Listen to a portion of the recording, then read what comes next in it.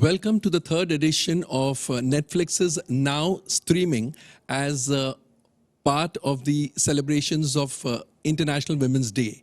We have with us a very distinguished gathering, so let me introduce the guests on the show. We have with us filmmaker Karishma Kohli, screenwriter Ghazal Dhaliwal, Vice President Content Netflix India Monica Shergill, Aisha Sood, who is filmmaker and editor, producer Ashwini Yardi, and Sonam Nair, who is a filmmaker and writer. Welcome to the show. Let me begin with Monica.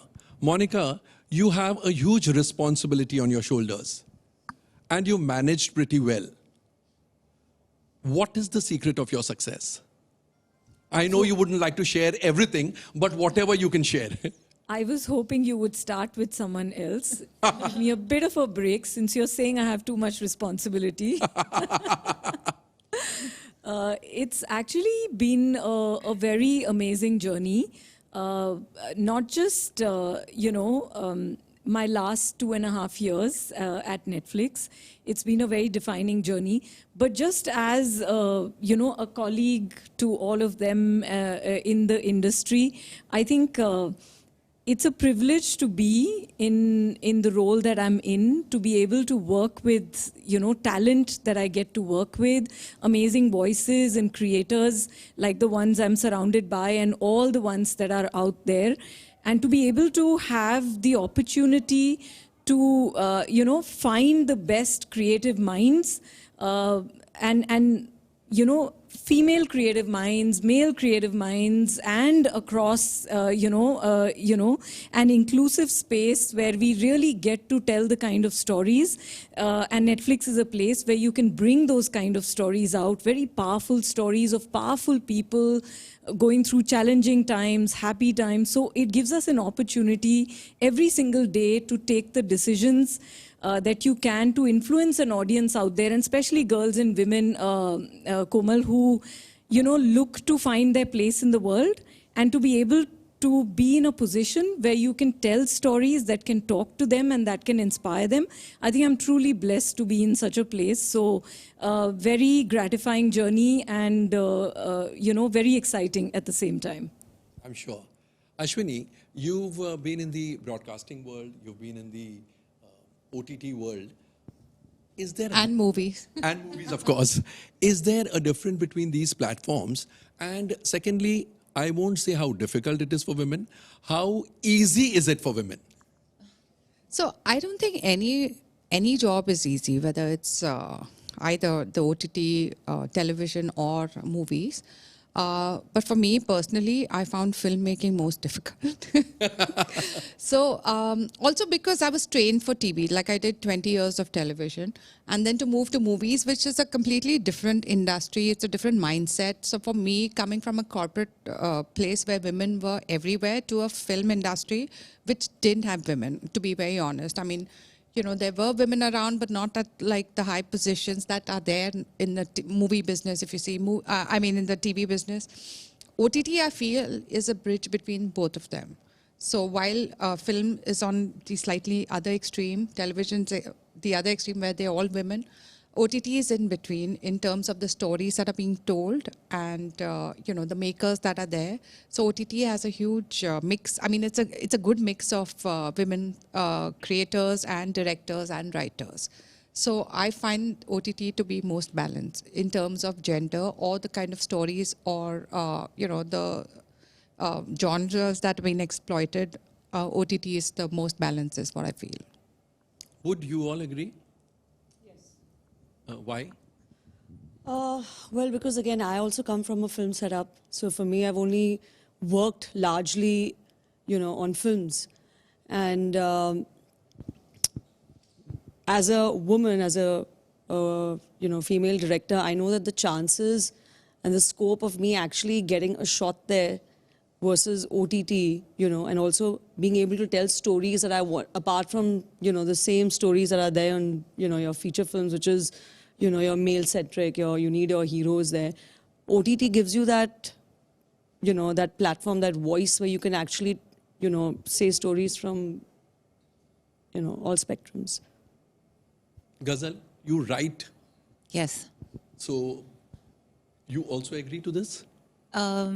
So it's interesting.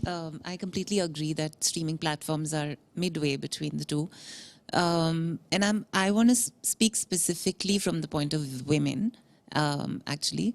So television has a certain sort of image of women, the kind of women it portrays, and I'm sure that's changing with time as times are changing. But there's been a sort of a stereotype of a particular kind of a woman or a girl that you see on television, which your traditional homes would be open to and be able to adjust to. Films are largely men. You get your film made with a decent budget if you have a good hero. If it's a woman, make do with these many crores or lakhs. I think streaming platform, just by the virtue of what they are, they need to capture a lot of audiences, and they need interesting stories. That's stories which are unusual, which you've not seen before. And to be honest, I think women's stories are the most interesting. And they're the least explored because we've only seen male protagonists. So there's so much interesting stuff in women's lives. And I think those are which are being captured. And that's why streaming platforms are such a good space for women. So Ayesha, would you say that because films are predominantly about men, OTT platforms have come as a boon for women and women makers and women writers? I don't think it's just because films were male-centric, but I think the other thing that OTTs are also doing is the kind of stories that we're able to tell and watch. So you have serialized long-form stories, you have documentaries, you have reality, you have, you can deep dive into someone's life for seasons. So the kind of experience you get as somebody who loves cinema, watches, is varied. I think that kind of experience you don't have, right? Like in the cinema, you go, you watch a film, and then you come back. Maybe 3 years later, you watch part 2. But like the kind of experiences and the diversity you have in the kind of content you're absorbing as well as making, like there's a lot of freedom there as well, I think. What got you interested in making docuseries? It's a complicated question, but I think I'm really, I also come from film. I come from sort of working in feature film, and at that time, Indian cinema was sort of leaning more towards escapism in that sense. And I'm kind of quite interested in the reality around me. And I feel like there are a lot of stories in our world that we need to explore. And I think they tell us a lot about who we are and where we're going and how we've become what we've become. And I feel like, I think that's why I'm interested in docuseries. And then what about Vidya Balan's dialogue? Entertainment, entertainment, entertainment. I mean, they're entertaining. I didn't say let's make a history lesson. Okay. You know what I mean? So, I mean, documentaries are entertaining as well, and they need to entertain. Otherwise, I mean, you lose your audience. Like a crime thriller. Some of the documentary are thrilling. Yeah. I mean, they're shocking, and that gives you And honestly, Komal, the way documentary genre has been reimagined completely over the last few years, and I think not because I work at Netflix, but fundamentally the way the Netflix documentaries have completely reimagined that space. Even now, if you see the Tinder swindler is making waves. A few months ago, we had House of Secrets, Burari Deaths. What a defining documentary it was. Bad Boy Billionaires and so many others. The Raincoat Killer. We've had Tiger King. So documentary, in fact, I feel in today's day, very entertaining. The narrative style of documentary which has come in, rather than the earlier academic style of documentary filmmaking, has actually completely changed the way people receive documentaries and the way, more and more are being created. Actually, I will say that it is Netflix's documentary style, the cinematic, sort of elevated, prestige documentary style that has sort of almost formed a new genre, I would say. Exactly. And our audiences have gotten super smart to it. Like, tell me, even 5 years ago, would you have Indian audiences watching documentaries? In fact, exactly. I was about to come to that. In a way, you'll have got people interested in watching documentaries and appreciating the art of appreciating documentaries Has started only now. Yeah, you know, the only genre of factual programming that people would watch is news in Correct. India, right? But now when we see what members are watching, the way they gravitate to documentaries is phenomenal because they are really getting to see the factual programming in a manner that is engaging them, it's immersing them in the storytelling. They watch multiple episodes of a documentary. Actually, documentaries have, in a way, taking the real issues and the real people are actually as good as any scripted or even better in certain cases. Truth is stranger than fiction. Yeah. Truth is always so. I would say entertaining. most of the theatrical films are now based on real life events Absolutely. and biopics, Yes, and that's yes. what they're doing. Exactly, This is exactly. like- Tell me, Ashwini and Sonam, you all will be able to tell me about your experience in making Masaba. You all are already on to making the second season. So what And it's was brilliant. Yeah, exactly. Which is why they're on to the second season. So what was the experience like in the first season? Like experience overall. Yes. So for us, because now we're on the topic of documentary and narrative, for us, everybody thought we were making a docu-series because they thought, oh, Masaba, she's not an actor. What is this series? So Honest, actually, Sonam, I'm so glad for Sonam in my life because I spoke to a couple of writers and some filmmakers as well for Masaba and nobody got it. Like one of them said, oh, is it like Wild Wild Country? Is it like, so you're going to get somebody to play Masaba? They just couldn't figure it out. They thought it was a documentary. Sonam got it like in the first go. She's like, oh, great. I still remember her reaction being, so I mean, it's thanks to her that we're able to actually master this sort of genre, which is tricky in the Indian space. yeah, and I think after Masaba's come out, a few people are now dabbling in that kind of half real, spoof of reality, fiction mixed with like some real elements and whatever. So I feel like And Ashwini's actually, idea I was- think according to me, the winning thing is that it's not a spoof. It sits at the cusp. It's comic, and it gives you that relief. But it's not a spoof. It's not a parody on her life. It is her life. Many shades of her life are covered, and you go further than that. Many So of those shades are our lives also. We put our situation in because we all identify with the kind of situation one, as women, we know what we're getting into. So we find that some of it seems to be like our life and we add our own stories in it. When we are writing it, I always tell people, I want real, whatever happened to you guys, what happened to your mothers, what happened, keep that only, because we have to stick to real life stories and then we'll write a script around it. So whether Masaba or Ashwini or me, someone has had that experience. and whatever's also there. all women taking the punt on telling an undefined sort of space, risky space, if you were to say, like you don't know whether it's entirely fiction or it's it's reality, it's somewhere in between. So creative folks who are women who are telling this story and creative execs who punted, who actually all came together and felt that yes, this can really be a meaningful story and can actually engage people and see a woman designer's life who's a real person and goes through every bit as much challenge and funny complications as any of us would. Ghazal, you've written Lipstick Under My Burqa and Ek Ladki Ko Dekha To Aisa Laga. There was a time when women-centric subjects were a strict, like taboo on the screen because they would never sell. But now more and more film people are also toying with the idea and willing to fund those projects, How did you get into that space? Did you see a void there and therefore you were attracted to that space, or you were naturally drawn to that genre of writing? It was a mix of opportunity and intention. Thankfully, Alankrita, who's the director of Lipstick Under My Burqa. So, this is what happens.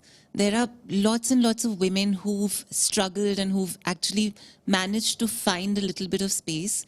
And then, there are women like me who are able to, use some part of that struggle that she's already been through. So, especially for Lipstick, I had to struggle less because she'd taken a lot of the burden. She'd reached a point where a producer was interested to make that film in an extremely small budget, but he was willing to produce it. And of course, the budget had its implications on me as well. But at least I had that space where I could, and of course, I still had to fight for it. I had to show my worth and all of that. Ek Ladki Ko Dekha was, you know, my 6-7 years of struggle ka natija, because I had worked with Mr. Vidhu Vinod Chopra on many, many projects before that, which unfortunately didn't materialize, some of them. But I think I earned that. I earned that opportunity. And I earned that story by the virtue of being from the queer community.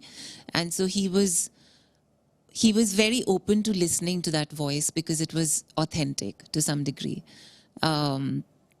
Yeah, so I think every woman to be able to find that opportunity has had to have been through a lot of struggle, more than most male, creators do. Thankfully, I think that's changing now, like you pointed out. We still have a long, long way to go, Komal. But, change is coming. I like to believe that. Karishma, like Ghazal said, ki the budget was extremely small. Do you face that problem? Because it's a lady at the helm, the budget should be small. Or because it's a woman-centric subject, shayad acceptability kam hogi, so let's keep the budget more controlled than if it was a male-centric subject. I mean, I feel definitely for feature films, that rule definitely applies. But I've been very lucky on my shows that I've done. I've had great budgets. So I cannot complain. I cannot complain. But yes, when it comes to feature films, for sure. Like they'll say, acha, I've heard in the passing, ki first film, a woman director, let's give her an X amount. Let her prove herself and then we can give her a bigger budget. So these things have floated around and that has been the case actually. But like I said, I've been very lucky with all my shows and I've been very lucky with the fame game. The fame game. but like we have streaming now, we don't have mailing now. So you'll have things in your favor also. Yes. But I think mailing is like all over the place. It's always been mailing. But the others nodded. No, but why do we say female director, female writer, female leader? I think the fact that it's underrepresented is the reason why we feel the need to call it out. Actually, there should be a time. I mean, leaders are leaders, directors are directors, writers are writers. Why should there be a female? Like, there's a distinct category. It's like Exhibit A. But वो इसीलिए होता है क्योंकि there's less of us. Correct. So it needs to be underlined. It needs to be. So we need to actually come to a point where we don't need to call it out because that there is fair and equal representation. True. Monica, one thing we've noticed is, I would like to ask you, how is the programming of Netflix different from the other OTT platforms, especially as far as India is concerned?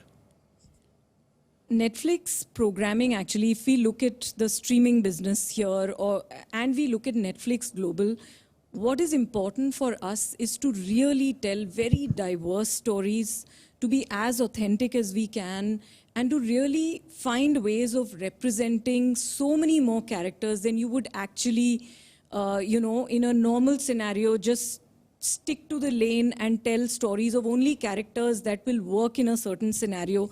So if I were to say, doing a story, like we were just discussing Masaba, it's a decision that you take, that this kind of story needs to be told. When you look at Bombay Begums and you look at the characters of the female bankers, Rani, Fatima, like Pooja Bhatt playing Shahana Goswami and Amrita Subhash playing a commercial sex worker, Lily. And you look at those characters and you see the kind of stories and the fierce, personalities that they bring on screen. So I feel what we do when we tell these stories, or you look at Ravina's character in Aranyak as Kasturi, or you look at Sanya's character in Paglet, which was on the theme of a very young widow, or Tapsi, who played Rani in Haseen Dilruba. And I'm just counting the women characters, but even when we look at the male characters' stories, so from our perspective as a service, we are a service designed to be for every mood and every kind of viewer or consumer out there, because people come to us for documentaries, people come to us for reality, they come to us for many different and diverse kind of scripted series and cinema. So we are, in that sense, Netflix globally is, and in India also, on the journey to be the one-stop shop for all kinds of stories, So that is because we are the only pure play entertainment service. We are not into anything other than really telling the maximum kind of high-quality stories that we can. And that is why we want to work with diverse filmmakers, diverse voices, and really bring, thematic things out also, like how are women represented in stories. Aisha, I would like to know from you, where would you like to see streaming platforms go from here?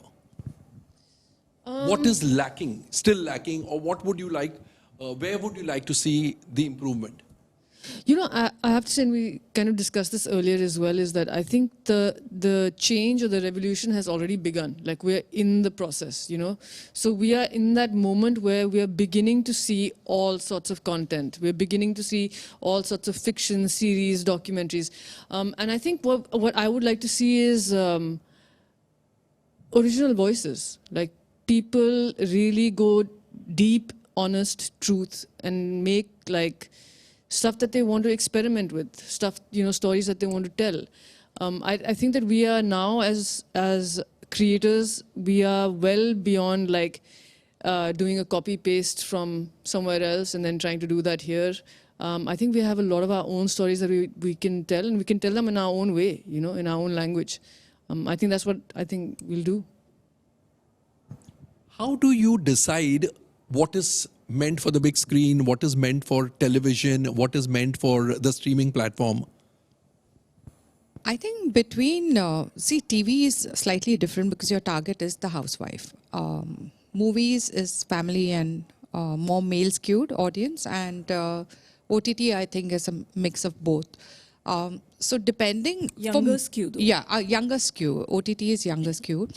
So I think depending on the story, but today's time you can say it, you can write it differently to suit all. So I think if you have a great subject, then the making would be different. Otherwise, stories are here for everyone. So I think it doesn't matter. So today I don't think I'm in a state of mind to say, oh, will work for TV. No, the story can work anywhere, you format it. So stories are great for everyone across. And Sonam, as a maker, it's easy to switch. I think it's not that easy to switch because, you get set in your pattern. When I made a feature film, it was very this is what you're doing. You have to get this much story done in this much time with this much money, and then it's over, and then it's not in your control or whatever. I think now I'm in that series zone, so I can't think of feature film. I'm how do I tell a story in this format, or how do I now wait for dates for big stars and all that? I can't do all that. I am now on this train, So I think it's not easy to switch, but I think as a storyteller, like she said, if someone told me this story, make it like that, it just takes a little bit of work, and then you can adapt anything in any way. Because as an audience, I'm switching very easily. I'm watching a film, then I'm watching a series, then I'm watching reality. Yeah, but I think, once you get into series, then I think going back to film is your brain doesn't work like that anymore instantly, for sure. Actually, which brings to mind another question, what she said about this, that once you go to a series and then getting back to films, suddenly one notices that people are talking less about films, which should gladden your heart, Monica. People are talking less about films and more about series. Ye dekha kya? Rather than ye dekhni hai. Film dekhni hai is less of a conversation today than yaar ye series dekhi, kal raat ko maine ye dekha, kal ye dekhi, ye dekh liya kya, maine 4 episodes dekh liya, abhi 4 aur dekhne hain. So is there a very perceptible switch from films to series? What do you all think? I would like to know each one of your perspectives. I mean, definitely the lockdown has changed that. I think that is temporary or permanent? Oh, that's a hard one. Yeah. I don't know actually. I feel it's slightly more on the permanent side. Because there's a change of mindset. So people who earlier thought that first day, first show, dekhna hai, today they may not go for the first show, they may not go for the last show also, I feel. You know, because you're also, you can watch it, you've realized that you're happy watching on your television. Like earlier, the thought of that film is a bade parda, all that is not there anymore. Because you've got used to it, so you're happy to watch. So that's I don't know if it's a worry or whatever, but I feel like there would be more than, like people would be going to a theatre more than they're going now, of course, because of the pandemic. But that mindset has changed. Ghazal? I would say I don't think films are going to stop or that theatres are going to shut down. I don't think that'll happen ever. He has but 4 film scripts in the pipeline. I wish. I really wish. Komal, I really wish. I don't think theatres are ever going to shut down. But it's like you said, it's perceptible. The way people view has changed in a significant manner. Of course, lockdown has contributed to it. You know, we were all shut in our houses, and you know what series do is they allow you to attach with a character for a much longer period of time. So they become a bigger part of your life. And I think we've become used to watching that way. We've become used to like having characters be like sort of living people in our own lives. And I think when you become used to that kind of viewing, it's a taste, you know. Then you've वो कहते हैं ना खून चख लिया है तो खून लग गया मुझको, वो बहुत अच्छा लगता है उस तरह से देखना चीजें. So you get attached to that kind of viewing as well. Not to say films will go anywhere, they will stay. I think just to add to what you're saying, I think whether it's like long form or series or a feature, I think now because the audience is so educated in cinematic language, I think it's about how much you can hold interest, right? I mean, like if you have a really good story but you tell it badly, your audience is too smart now. Like they're going to tune out. They wisened up. Yeah. Also, I just want to point out here that film viewership is not going down. We should not be confused about the viewership per se. In fact, film viewership is only increasing. You know, as more and more films have been coming on streaming, like we've all known, there were about 9,500 screens across the country.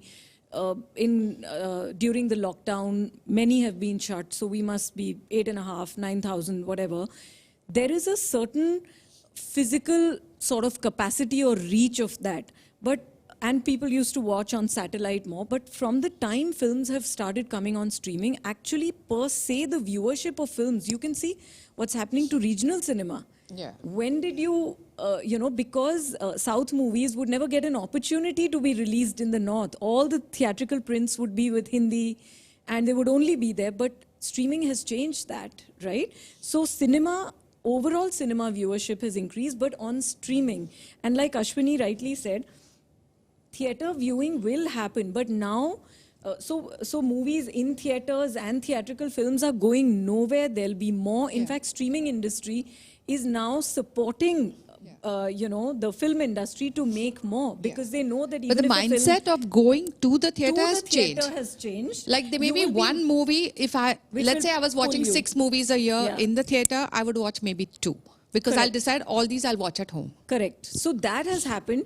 But where series is concerned, you're right, Komal. There is a definite shift because, and like everyone else said, the way you can immerse yourself in a story, in a series, and the way series are led, they allow you more sort of nuanced storytelling. So people have gotten used to that. They're also watching a lot of international content now. So the taste has become more elevated. People are expecting more out of movies also now. And when they see that a movie is so simplistic and it's not worth your time for 2 hours, then it's a tough challenge for, so the expectation level is also changing. And series drive more conversations, fundamentally. I think what streaming platforms will also force filmmakers to do is create much better stories to bring people to the theatres. If you want me to watch a first day, first show, then you have to give me something so exciting that I would go to the theatre and pay money for it. Because otherwise I know it'll come on streaming or on cable 2 months down the line, 3 months down. But if you want me to watch it today, then your story better be worth it. So people will work harder. And I think you will only get better content from that. So I think one will force the others to pull up their socks and produce better content, make better content. Completely agree with that. So on that note, I'll let the lovely ladies go. And thank you so much for being with us. Thank you. And Thank you. please make producing, continue to make producing, directing, writing, and editing lovely content that you all have been doing. And you streaming the lovely content. Thank you so much. Thank you. Thank you. you. Thank Thank you, Komal sir.